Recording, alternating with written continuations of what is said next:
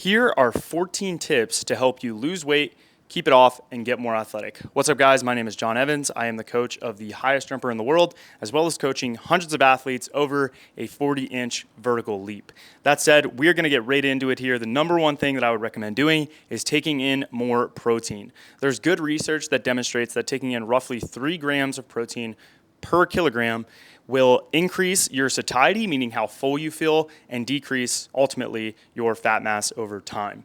The second tip I would give you is to maximize the amount of vegetables that you're taking in. Vegetables have a high amount of fiber. Fiber is what makes you feel full and ultimately will decrease your fat mass because you're not going to be snacking on higher caloric or high density foods, high calorie dense foods, and ultimately your caloric intake will decrease and you will lose weight. On top of that, vegetables also have a very high micronutrient profile, meaning they have good vitamins and minerals that are important if you're an athlete trying to improve your performance or lose weight. The next one I would recommend is water intake. Again, this is controlling satiety. Satiety is that sense of fullness, as I've said, and taking in a lot of water can ultimately decrease that. Now, I personally don't love drinking water. It feels like work to me. I actually would prefer to take in something like coffee that also increases satiety, increases my alertness via the caffeine, and ultimately helps me eventually lose weight. Now, some people will say, well, you're actually dehydrating yourself, etc. No, that's not the case. You're still netting water over time. When you're taking in coffee, you are still taking in water. Yes, you will go to the bathroom more often, but your total water, your net water intake will go up, assuming that you're not sweating or something else. I also like to take in different types of, not seltzers per se, but Topo Chico or something like that. Obviously the non-alcohol version, just the seltzer water. That way I still have some bubbles or whatever. You do want to minimize the amount of like fake sugar you're taking in because that can cause an insulin response, which ultimately is not good for your health. Might cause diabetes or other things. The other thing I'd recommend is weighing yourself every day. As we've said before, weighing yourself or tracking something, whether it's your vertical or bar speeds, that can help you improve because you can't change what you don't track. You don't know where you're at, and so sometimes you can let yourself go, increase, even quarter pound a week, and then over the course of a month, you've gained a pound, and then if you do that over the course of 6 months, now you're up 6 pounds. So it's important to track where you're at with your body weight. That way you see yourself trending downwards over time. There are people that have made entire businesses on just keeping others accountable on weighing themselves. The fifth tip I would give you is to consider a meal prep service. Oftentimes, controlling your environment can allow you to optimally decrease your caloric intake and eat well because it's in front of you, it's easy, it's fast, and it's convenient. And then I think a lot of the time, and it sort of relates to this other one of avoid fast food or don't eat fast food, we as humans are going to do what's convenient for us. And so if we have healthy food in front of us or whole foods in front of us that's pre-made, then it's going to be easy for us to want to eat that food. So I would consider a meal prep service. I actually use Factor, and I found it to be really, really effective for me.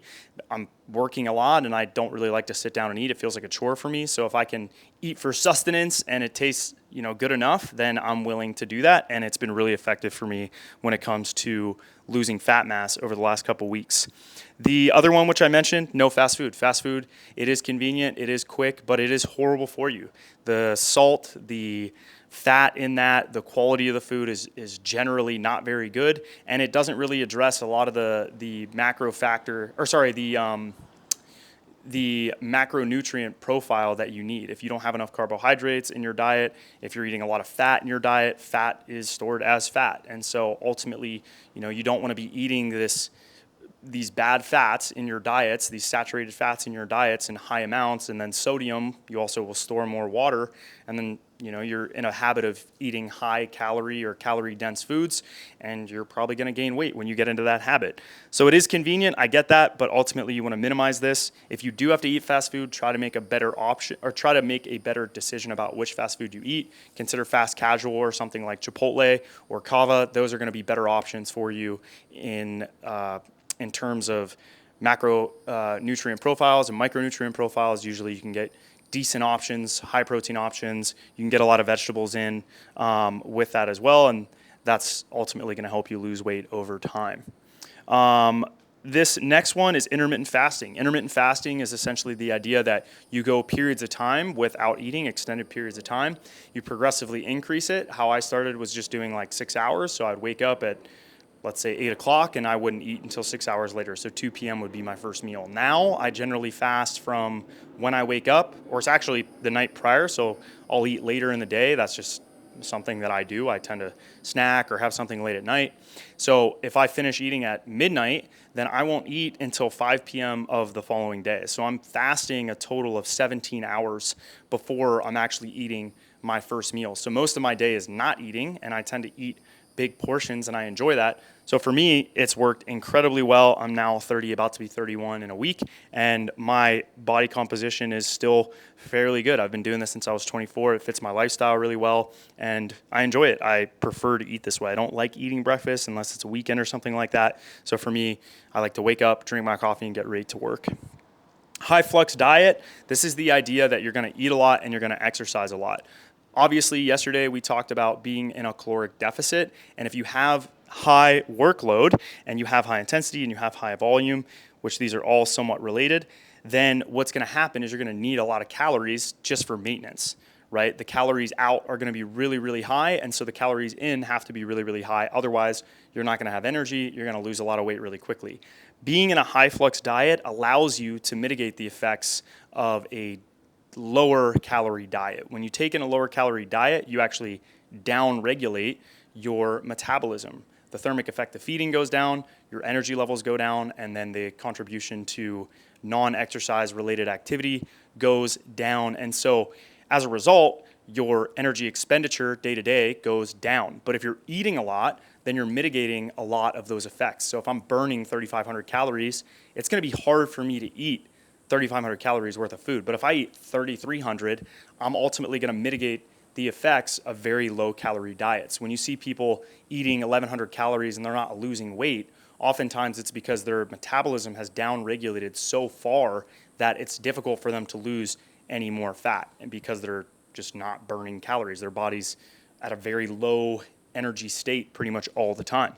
So if you have a high flux diet where you're eating a lot and you're exercising a lot, by using things like increasing your workload or having a very high intensity or having a very high volume, you're going to stop that from happening. This is my preferred way of doing things. If I was able to train 2 hours a day or 2.5 hours a day, when I was in college, this was a good option for me. That was the leanest I ever was. I was eating 3,500 calories a day, and I was losing weight and losing fat mass and actually gaining muscle mass. So that's ultimately what I like to do.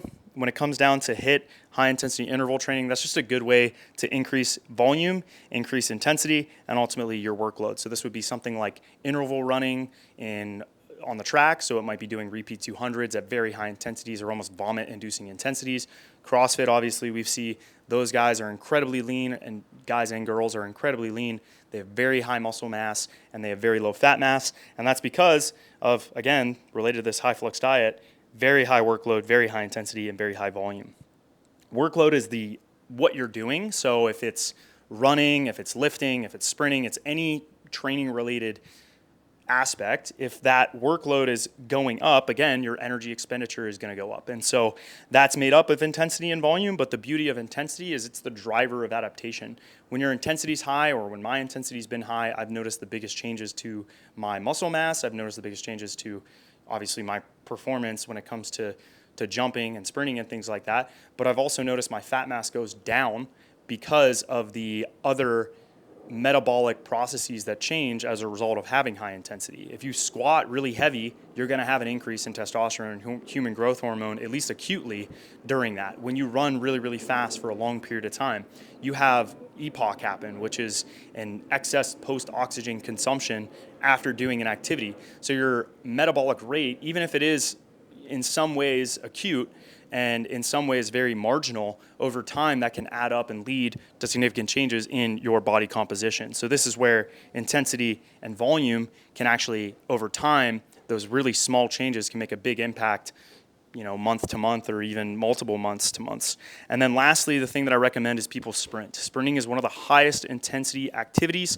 It is using every functional, actionable, or agonist in the body, propelling you across space. You're using your hips, you're using your quads, you're using your plantar flexors or your lower leg during that activity. Your abdomen has to control a lot of those limbs moving across space. Your shoulders have to angulate and undulate while you're running. You have to support laterally during mid-support when your leg is on the ground. So it's a great exercise to optimally increase intensity in a way that's functional as a speed power athlete. And if you look at some of the leanest, most explosive athletes in the world, what are they doing? They're sprinting. A lot of those athletes, or they're doing very high intensity activities like sprinting. So jumping, a lot of CrossFitters obviously are going to be doing very high intensity activities, very high volume activities. They're doing repeat snatches and repeat clean and jerks. I'm not saying you should do that as a speed power athlete, but you'll notice that their workload's very high, their intensity is very high, and their volume's very high, and they're probably running a lot. They're running fast a lot. That's the video, guys. I recommend trying each of these tips. You don't have to use all of them, but some of the big ones I would definitely encourage you to do if you are trying to lose weight. So taking in a higher protein diet, eating vegetables, and controlling satiety, minimizing the bad food that you eat. Very simple, seemingly simple stuff that oftentimes people have a hard time with. I would encourage you to check out Factor. I do use Factor. I'm not sponsored by any of them, but it's affordable. A lot of people say, oh, it's so expensive. It's really not. It's actually cheaper for me than buying food and making my own food, and it's way more convenient. Some people don't like eating prepackaged shit, which I totally get, but for me, that's made a world of a difference. It's helped me increase my vegetable intake. It's helped me increase my protein intake, and ultimately my satiety's improved and my weight has gone down. So that's the video, guys. Thanks for watching, and go to THPStrength.com if you want to jump higher. Isaiah's eating cereal. He's doing the opposite of what I would recommend. He's also a genetic freak. See you guys.